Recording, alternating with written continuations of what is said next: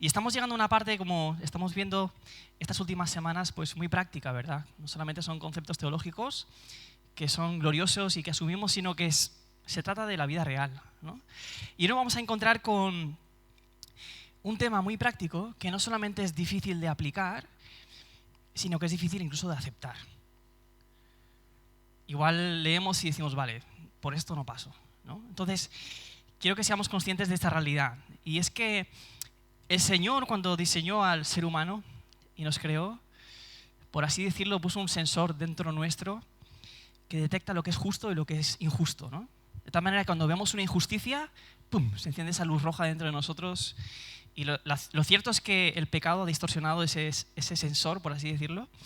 Y a veces no detectamos las injusticias, pero la mayoría de veces sí.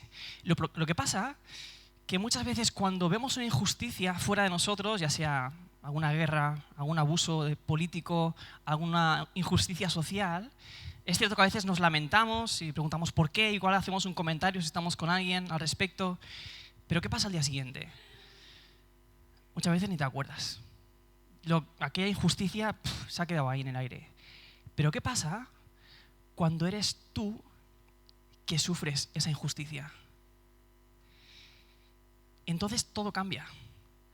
Porque no solamente sabes que es injusto, sino que sientes que es injusto. Sientes dolor, sientes la herida, sientes el daño que se te ha hecho. Y dentro tuyo hay una sensación de esto no puede quedar así. Hay una sed de justicia que se despierta dentro de nosotros precisamente porque experimentamos, sentimos cómo la injusticia es perversa, es mala, ¿no? Y esto, como digo, siempre ocurre cuando nos pasa a nosotros, ¿no? Y es entonces cuando pensamos en ojo por ojo, diente por diente. Eso es lo justo. Y en nuestro corazón lo que nos susurra es, eso es lo correcto, eso es lo justo, eso es lo adecuado para esta situación. Me han hecho daño, la otra persona no puede quedar así, como si nada. Tiene que pagar de alguna manera el daño que ha hecho. Eso es lo justo, esa es la justicia pura, en un sentido. Pero lo que vamos a ver hoy es que si lo único que hay en tu corazón en esos momentos en los cuales recibes una injusticia es un deseo de saciar esa justicia, probablemente no hayas entrado en el reino de los cielos todavía. No hay nada diferente entre tu justicia y la justicia de los fariseos y los escribas. Como estamos viendo en esta parte tremendamente práctica, surge del versículo 20, ¿no? Si no recuerdo mal, que es cuando Jesús dice, si vuestra justicia no supera la de los fariseos y escribas, ¿qué? No entraréis. Entonces, no es una cosa de broma, no es algo que podemos pasar por alto. Y como estamos insistiendo, no se trata de una justicia propia ni que la salvación es por obras, no. Somos salvos y justificados por la fe en Jesucristo. Pero cuando somos justificados por la fe en Jesucristo, Él vive en nosotros, mora en nosotros, cambia nuestro corazón, es un nuevo nacimiento, es un milagro.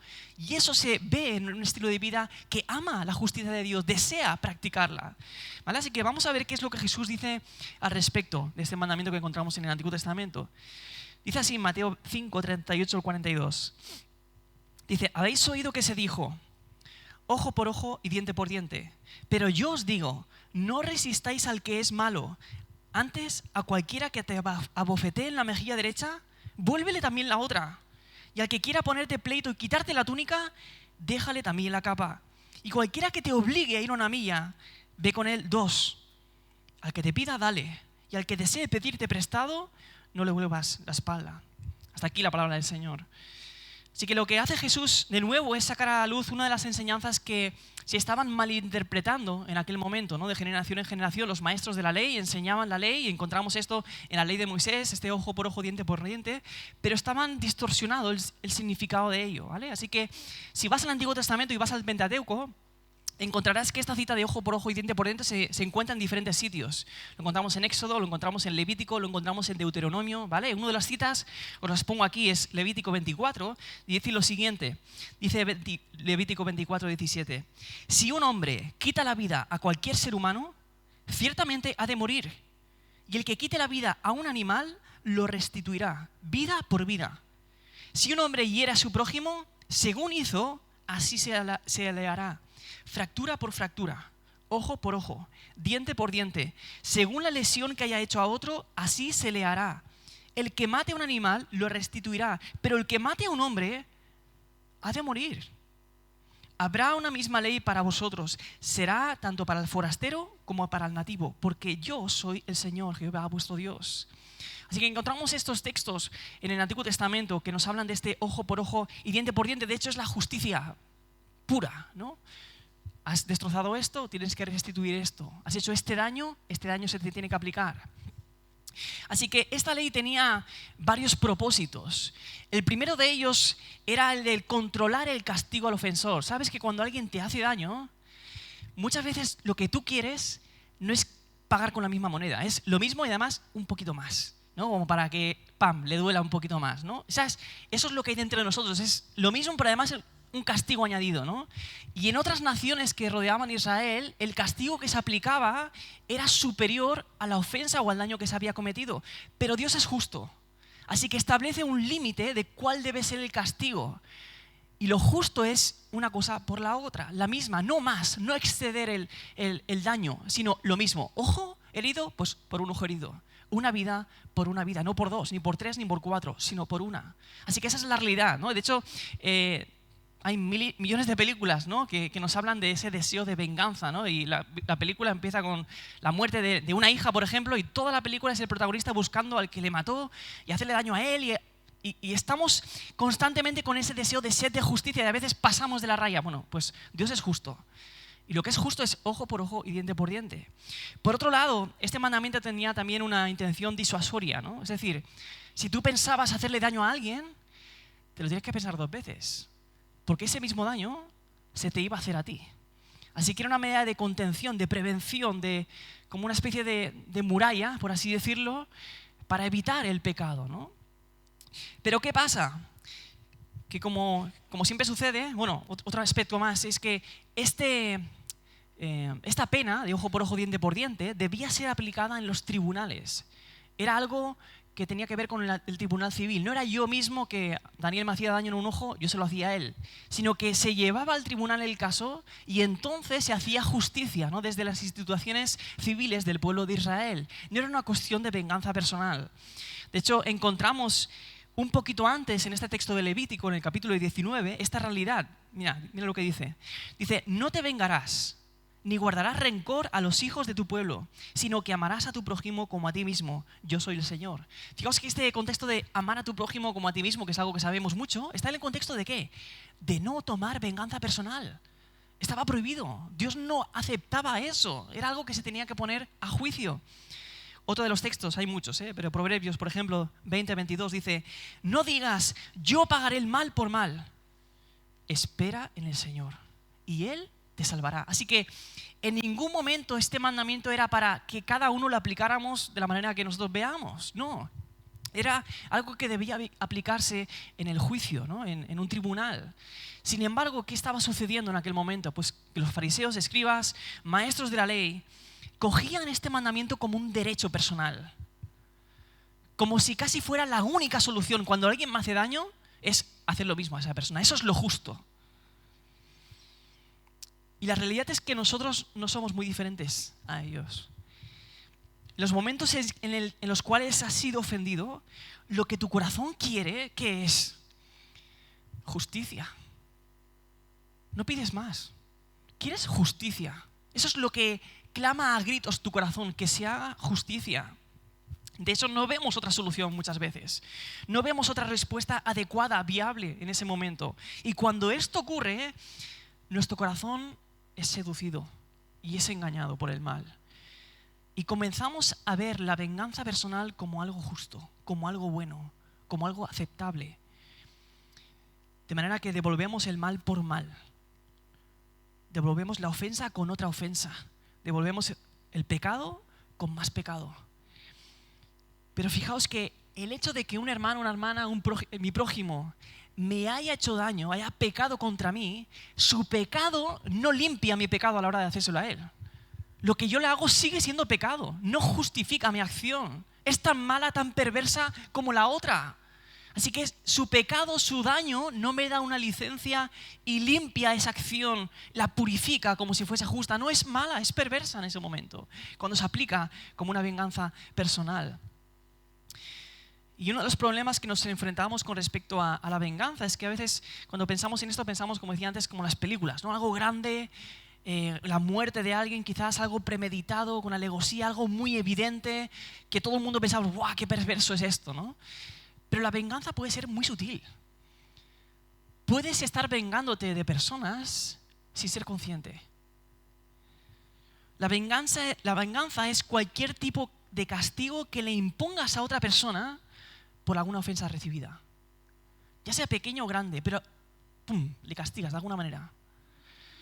Así que cuando me hablan mal, pues hablo mal. Cuando no me mira o me mira mal, pues yo tampoco le miro o le miro mal.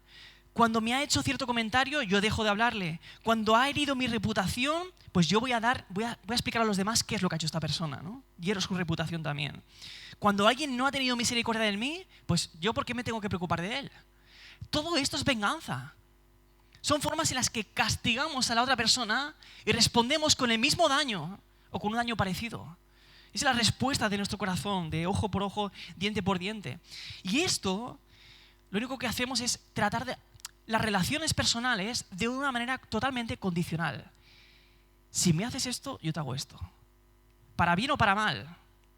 Y lo que determina cómo yo me muevo es el gran yo. Si el yo es herido, el yo te va a herir. Si me amas, yo te voy a amar.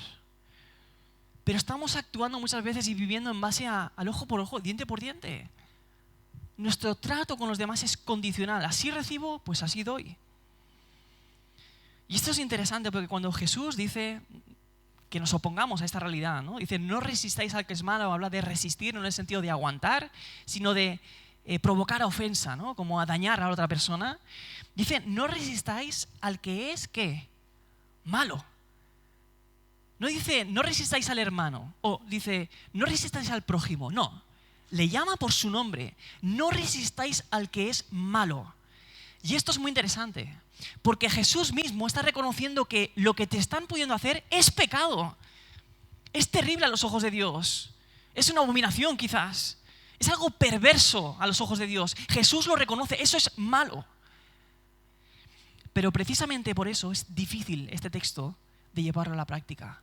Porque Jesús está hablando de no cosas de que podemos pasar por alto, sino aquellas que te duelen de verdad. Aquellas que son malas de verdad. Aquellas que se pasan de la raya. Jesús reconoce eso. Así que lo que hace Jesús es dejarnos desnudos y sin excusa delante de sus palabras. A la hora de aplicar este texto no podemos decir, pero es que lo que ha hecho esta persona es demasiado. Esto es pecaminoso a los ojos de Dios. Claro, Jesús llama el que te hace lo malo, le llama malo. Reconoce el pecado, la perversidad de esa acción. El problema es que si tú respondes de esa manera, el que va a ser llamado malo va a ser tú. El que va a actuar con pecado, deshonrando a Dios, vas a ser tú. El que va a llamar a Jesús malo. Pablo, en una de sus cartas en Romanos 12:21, habla de una manera muy parecida a la de Jesús. Dice, no seas vencido por el mal, sino vence con el bien el mal, ¿no? Y el mal te vence cuando se apodera de ti, cuando la ofensa y la herida te mueven al enojo, al rencor, a la venganza, en lugar de moverte a la misericordia, al perdón y la bondad. Cuando reaccionas de esta manera, con venganza, con odio, pues ahora verás, el mal te ha vencido, ha conquistado tu corazón, ha puesto su bandera. De manera que tu reacción está impulsada no por la bondad de Dios, sino por el mal. Te vence cuando conquista tu corazón, cuando no puedes pensar en esa persona sin pensar en cómo te ha ofendido y cómo ha dañado tu orgullo o tus derechos o tu libertad. Le ves su cara y piensas en su pecado contra ti. Eso es que el mal te ha vencido. El mal te vence cuando te susurra, no puedes pasar por esto por alto. Esto es demasiado. Ha pasado ya la raya. La pregunta es, ¿cuál es esa raya? ¿Dónde está el límite? ¿Quién establece cuándo alguien se pasa de la raya y cuándo no? ¿Quién lo establece? Tu propio corazón. Tu propio corazón es el que pone la raya más adelante o más atrás. Según lo que ames, según lo que atesore tu corazón, según lo que desee tu corazón, según lo que tema tu corazón, ahí estará esa raya. De tal manera que cuando alguien pasa por alto eso, hasta aquí. Esto no puedo pasarlo por alto. Y respondo con venganza personal, ¿no? Así que todo depende de qué es lo que tu corazón atesora. Y por eso cuando Jesús va a aplicar este texto de no resistáis al que es malo, lo que va a hablar de qué es, de lo más profundo de nuestro corazón, de cuando es dañada nuestra dignidad, nuestro honor, nuestros derechos, cuando abusan de ti, cuando te quitan tu libertad. Eso es lo que vamos a encontrar. Así que el punto es que cuando alguien roba tu tesoro, cuando dañan aquello que más amas, cuando sentimos que la persona ha pasado demasiado lejos, ha ido demasiado lejos, ese sentimiento interno de esto no puede quedar así, es algo que no puedo soportar, lo que debemos hacer es resistirlo, ¿no? Y como decía antes, no en el sentido de aguantar, como alguien que te está pegando y tú aguantas, sino resistir en el sentido de oponerte a eso, ¿no? Con violencia o con una acción de venganza. Fijaos, Jesús pone aquí cuatro ejemplos de cómo se aplica esta realidad. Y la primera, en el versículo 39, dice Jesús: yo os digo, no resistéis al que es malo, antes, cualquiera que te abofetee en la mejilla derecha, vuélvele también la otra. Así que lo que Jesús presenta aquí no es solamente cuando alguien te ataca violentamente, no solamente un acto físico. Abofetearte en tu mejilla derecha es hacerlo de esta manera, con el dorso de la mano. Y eso, para un judío, era lo más ofensivo que podían hacerte. Era el acto más despreciable. Estaban pisoteando tu dignidad. Así que no se trata de alguien simplemente que te ha pegado, sino que te ha pisoteado. Tu honor está por los suelos. Y en ese momento lo que dice Jesús es: pon la otra también. Y llegados hasta el punto decimos, bueno, entonces ¿qué? ¿Está diciendo Jesús que cuando estemos en peligro o estamos siendo maltratados nos dejemos maltratar por otra persona? No. Quizás en ocasiones debemos hacerlo de manera literal este texto, pero en otras ocasiones no. El punto es que cuando pisoteen tu dignidad, que eso no sea un motivo por el cual tu corazón se encienda y luche con toda la pasión para restaurar esa dignidad y tu honor. De hecho, es curioso que Jesús, en cierto momento en el Evangelio de Juan, al final, se nos habla de cómo a él le abofetean, ¿no? En Juan 18 dice, ¿por qué me preguntas a mí? Está interrogándole el sumo sacerdote. Dice, pregúntales a los que han oído lo que hablé. He aquí, estos saben lo que he dicho, son palabras de Jesús. Y dice, cuando dijo esto, uno de los alguaciles que estaba cerca dio una bofetada a Jesús diciendo, ¿así respondes al sumo sacerdote? Y Jesús le respondió, si he hablado mal, da testimonio de lo que he hablado mal, pero si hablé bien, ¿por qué me pegas? Es decir, Jesús no pone una otra mejilla y ya está. No estamos hablando de la no violencia simplemente, algo así. No. Lo que hace Jesús es poner la otra mejilla en el sentido de no tomar venganza. De hecho, Él como Hijo de Dios está preguntándole, está dando la opción a que reflexione, a que responda si es coherente lo que está haciendo o no. Es más, no responde con venganza, no abre los cielos y cae fuego y azufre sobre él, por ejemplo. Jesús, como Hijo de Dios, sigue sosteniendo el latido de su corazón. Le sigue dando aliento de vida. Sigue obrando con bondad, con misericordia y con mansedumbre hacia esta persona. Pero pone la otra mejilla en el sentido de no tomar venganza. Le sigue hablando con amor. Así que Jesús está hablando, como digo, de cuando dañan nuestra reputación, nuestra dignidad, que no sea eso lo que luchas, por lo que más luchas apasionadamente, ¿no? ¿Por qué? ¿Por qué alguien no iba a luchar cuando dañan su dignidad, cuando nos pisotean nuestro honor? ¿Por qué alguien no iba a luchar por eso y a defenderlo con todas sus fuerzas? Porque aquel que es hijo del reino sabe que su honor y dignidad no están en él, están en otro. Sabes, cuando tu identidad no está en Cristo, cuando recibes una ofensa, todo se tambalea, todo está en juego, todo tu castillo hermoso se ha venido abajo. Así que Tienes que luchar con todas tus fuerzas para recuperar tu dignidad, tu honor delante de los demás. Luchas apasionadamente por eso, porque está en juego, porque depende de ti. Pero la realidad es que si has entrado en el reino de Dios, hay otro que es tu identidad. Estás en Cristo. Y el Evangelio nos recuerda que tú no tienes que defender tu honor. ¿Sabes? Hay alguien que no es que haya defendido tu honor. Tú no tenías nada de honor, eras pecador. Pero ha comprado tu honor y tu dignidad como hijo de Dios. ¿Y cómo hizo esto Cristo? Puso la otra mejilla, puso sus manos, puso sus pies, puso su vida en una cruz. Él no dio una parte del cuerpo, lo dio todo, lo entregó todo.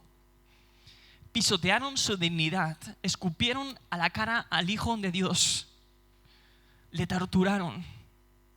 ¿Y qué hizo Cristo? Luchó por mantener su honor, su dignidad como Hijo de Dios, diciendo: adoradme todos, postraos ante mí, eso es lo que debéis hacerme. No. Su honor fue pisoteado, su dignidad fue pisoteada. ¿Para qué? Para comprártela, para hacerte hijo suyo. Ese es tu honor, esa es tu dignidad, eres hijo e hija del Señor. Y es por eso que incluso desde la cruz, Cristo ¿cómo responde? Padre, perdónalos, no saben lo que hacen. No responde con venganza, responde con gracia. Por eso eres capaz o puedes ser capaz de poner la otra mejilla. Por otro lado, el cristiano es alguien que ha muerto a sí mismo, hermanos. Si alguno quiere venir en pos de mí, niéguese a sí mismo, tome su cruz cada día y sígame, no hay otra.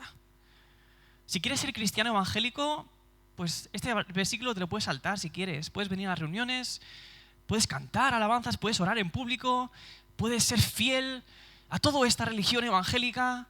Pero si quieres seguir a Cristo, o te niegas a ti mismo y tomas su cruz cada día y le sigues, o como en palabras de Jesús, no mías, no eres digno de mí. No me has conocido, no has visto mi gloria, no has visto que soy suficiente como para que te pisoteen. Es mucho mejor estar en mí, ¿no? Así que Pablo por eso dice que el creyente ya no vive para sí, sino para aquel que murió y resucitó por él.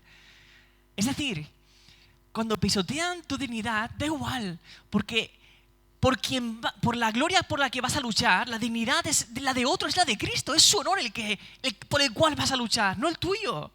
Por eso Esteban, por ejemplo, cuando estaba siendo apedreado, ¿cómo responde? Padre, no les tomas en cuenta este pecado. Da igual, le estaban pisoteando su dignidad, su honor.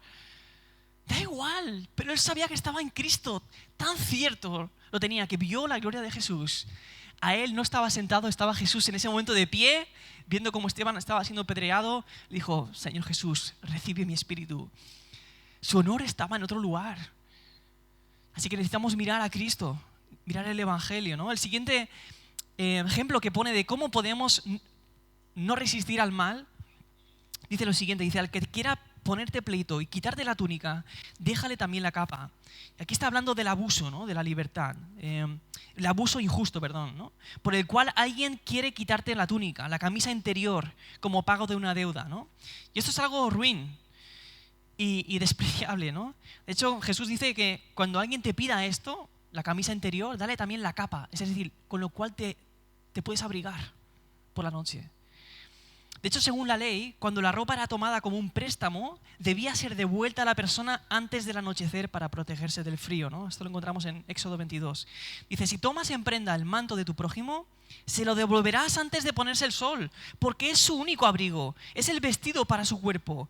¿En qué otra cosa dormirá? Y será que cuando él clame a mí y yo lo oiré, porque soy clemente, yo lo oiré porque soy clemente, perdón.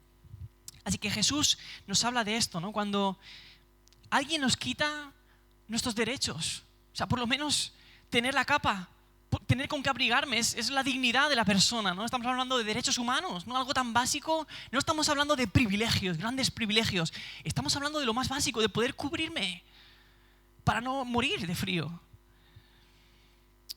Y de nuevo Jesús lo que dice es, bueno, si te piden esta túnica, esta ropa interior, dale también la capa, ves más allá.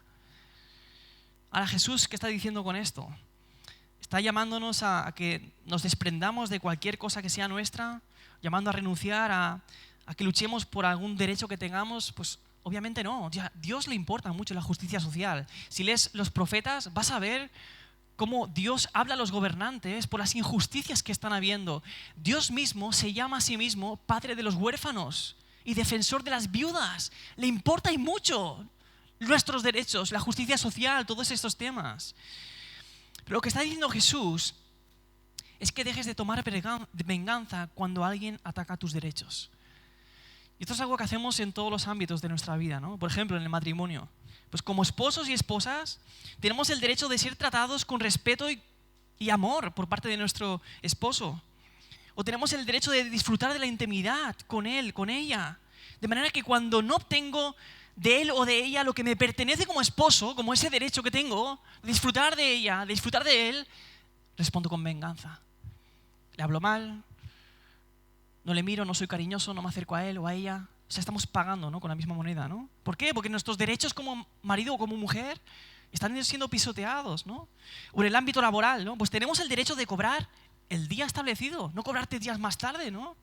Son derechos que tenemos. En la iglesia tenemos derecho a que se preocupen por nosotros, a realizar nuestras tareas ministeriales, ¿no? Como vecinos tenemos derecho a que respeten nuestro descanso. Como padres tenemos derecho a educar a nuestros hijos y que en el colegio tengan un ambiente seguro, sano, que estén a salvo. Son derechos. Y todas estas cosas son lícitas y podemos defenderlas. Pero la realidad es que nos traten con injusticia, que pisoteen nuestros derechos, no nos da la libertad para pagar con la misma moneda. ¿Por qué? Porque cuando miramos al Evangelio, ¿qué derecho tienes tú delante de Dios sin Cristo? Nada. El único derecho, por así decirlo, entre comillas, que tienes es ir al infierno, recibir la condenación eterna. Eso es lo que mereces, ese es tu derecho. Pero la realidad es que cuando estamos en Cristo, Él nos ha dado la potestad, el derecho, de nuevo, de ser llamados hijos de Dios. Y esto nos da nuevos derechos, y no solamente derechos básicos, sino privilegios. Tenemos acceso al Padre en cualquier momento, por un camino nuevo y vivo que es Cristo Jesús. Da igual si estás con las manos manchadas, en arrepentimiento y fe puedes ir al trono de la gracia sabiendo que tu Padre te recibe en cada momento. Es tu derecho, lo ha conseguido Cristo para ti. Es un privilegio como hijos de Dios. Has sido limpiado, has sido justificado, has sido santificado, has sido redimido, has sido establecido en una nueva relación con Dios. No solamente de enemistad, ahora disfrutamos de la paz con Dios, sino que hemos pasado de ser enemigos a ser hijos. Son privilegios, hemos recibido privilegios como hijos de Dios. Por eso puedes renunciar a tus derechos aquí, porque Cristo ha ganado otros muy superiores. ¿Y cómo los consiguió? Bueno, Cristo, de nuevo, a él le quitaron la capa, le desnudaron.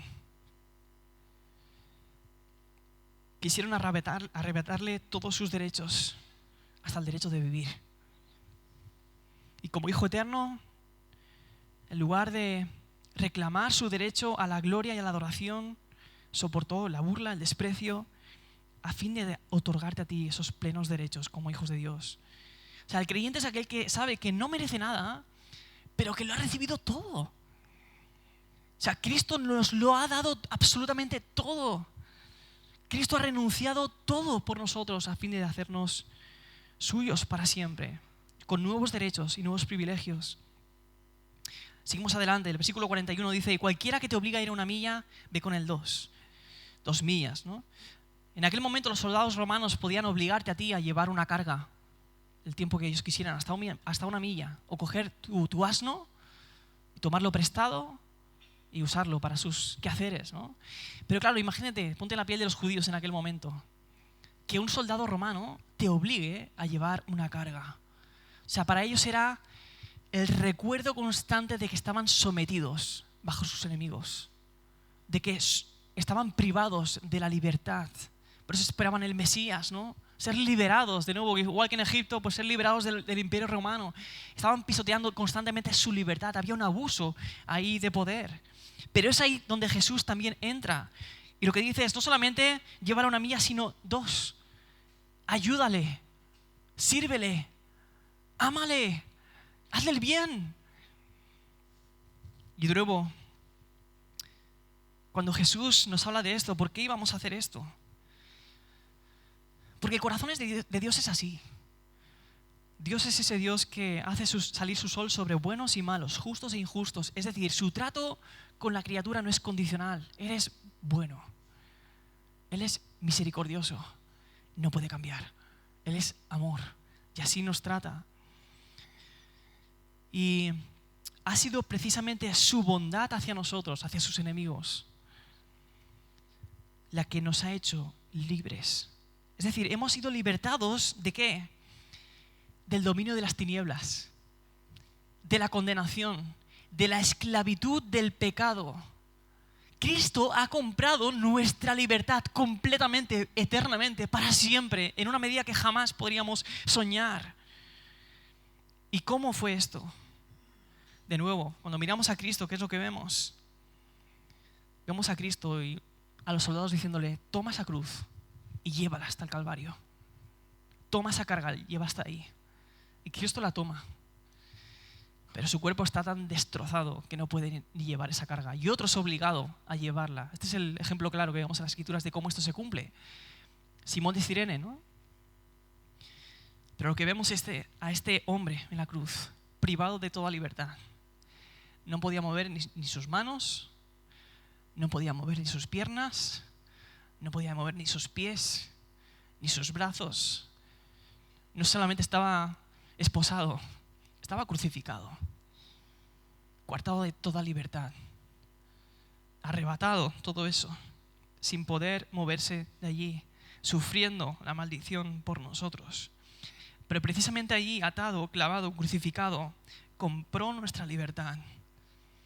Y es por eso que podemos actuar con libertad, con gracia, hacia aquellos que dañan nuestra libertad. Porque Cristo sabe lo que es eso. Ha pasado por ahí en un grado infinito y ha comprado la nuestra. Por último, al que te pide, dale, y al que desee pedirte prestado, no le devuelvas la espalda. Es decir, no permitas que tus propiedades, que tus posesiones gobiernen tu corazón. Si alguien te pide, dale. Si te pide prestado, no se lo niegues, a no ser que sepas que va a hacer un mal uso de ello, ¿no? El problema es que a menudo nuestras posesiones se convierten en parte de nuestra identidad, de quiénes somos. Por eso nos daña tanto cuando nos quitan nuestras propiedades, ya sea una herencia, ya sea algo pequeño, el móvil, yo qué sé, cualquier cosa, ¿no? Porque tenemos puesto nuestro corazón ahí. Somos lo que tenemos a veces, ¿no? Esa es nuestra reputación delante de otros. Y la realidad es que esto no es así para aquellos que han entrado en el reino de Dios. Sabemos que Él cuida de nosotros, que Él cuida de los pajarillos, pero ¿cuánto más de nosotros? Que somos sus hijos, ¿verdad? Nos da aquello que necesitamos, Él provee de nuestras necesidades. Así que nuestro corazón no está en lo que poseemos. Y por eso podemos dar con generosidad, ¿no? Y vemos ejemplos en 2 Corintios capítulo 8, por ejemplo, ¿no? Como aquellos que están en una profunda pobreza dieron mucho más allá de sus posibilidades. Estaban entregando todo. Y quisieron frenarles y dijeron, no, dejarnos el privilegio, disfrutar del privilegio de dar a los santos, dar a los apóstoles, ¿no? Dar a aquellos que lo necesitan, ¿no? ¿Por qué alguien puede hacer algo así? Pues como dice ahí, porque conocéis la gracia de nuestro Señor Jesucristo. Es decir, no es que sabéis, es que la conocéis. La habéis vivido, la experimentáis. Que siendo rico Él, sin embargo, por amor de vosotros, se hizo pobre, para que vosotros, por medio de su pobreza, llegarais a ser ricos. Así es la experiencia de la gracia la que te lleva a poner la otra mejilla, a dar la capa, a ir una milla más, o aquí a darle. ¿Por qué? Porque es lo que conoces, es lo que sientes, es lo que vives. No es algo que sabes, es algo que estás experimentando. Pero si este texto y todo lo que hemos visto no encaja con tu manera de vivir, si este texto no solo es difícil, sino que además no lo compartes y piensas, puedo aceptar muchas cosas de Jesús, pero esto no. Tu justicia no ha superado la de los fariseos y escribas. La realidad es que no estamos experimentando esto, si no estamos experimentando esto en ninguna medida, realmente no hemos entrado en el reino de los cielos. Estamos creyendo otro evangelio diferente. ¿Sabéis cuál? El evangelio de las obras. Cuando tú respondes ojo por ojo constantemente, en el fondo de tu corazón tú estás pensando, yo merezco que Dios me salve. Por eso tú das a los demás lo mismo, lo que merecen. En el fondo de tu corazón, aunque no quieras decirlo con tu boca, tu corazón susurra, yo soy salvo porque me lo merezco. Me he arrepentido, Dios me ha pedido que me arrepienta. He creído, Dios me ha pedido que crea. Me he bautizado. He hecho todo lo que me has pedido Dios, así que me tienes que salvar. El problema es que esa confianza no está en Cristo, está en ti. Es casi una demanda, ¿no?, hacia Dios. Pero la fe bíblica es diferente, es una fe que obra, ¿no? Dice Santiago, dice, ¿de qué sirve, hermanos, si alguno dice que tiene fe, pero no tiene obras? ¿Acaso puede la fe salvarle? La fe genuina, cristiana, la fe verdadera, la fe que salva, es una fe que obra, y no solamente obra, sino que obra por amor, en respuesta al amor de Dios, porque ama a los demás. Esa es la fe verdadera, la que descansa en Cristo. Así que la fe verdadera de la que nos habla la Biblia es una fe que nos humilla, es una fe que nos permite conocer al Dios de la gloria, disfrutar de Él, de su comunión. Nos permite apreciar la gracia de Dios porque ha sido derramada en nuestros corazones.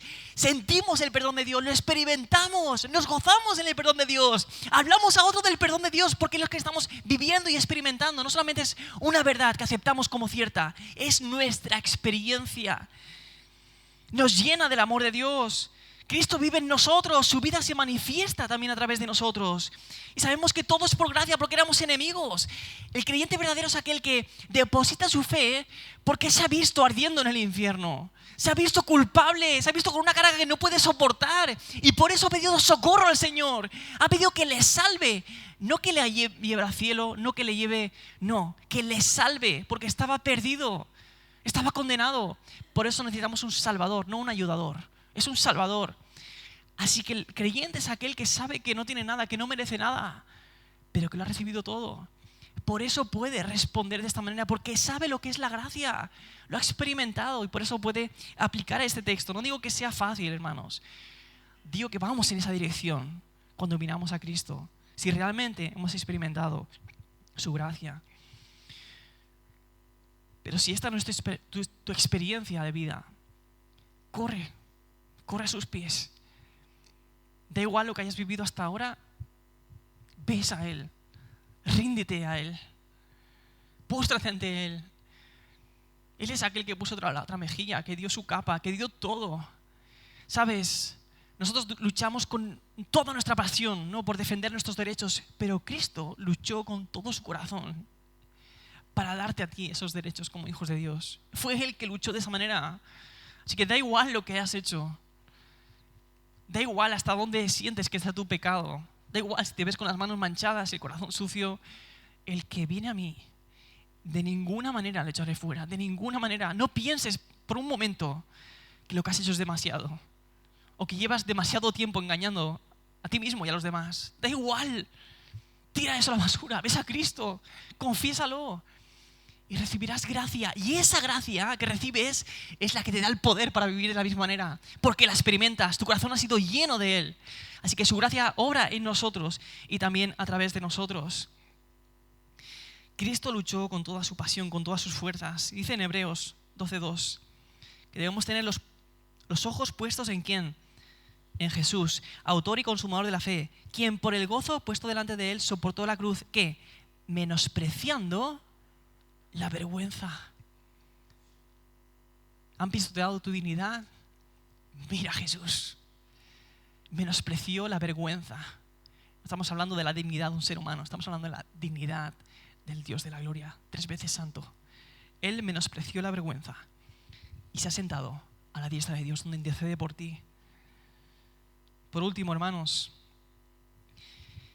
donde abundó el pecado, sobreabundó la gracia. Cuando te abofetean, pones la otra. ¿Es esa tu experiencia? ¿Esto te define a ti?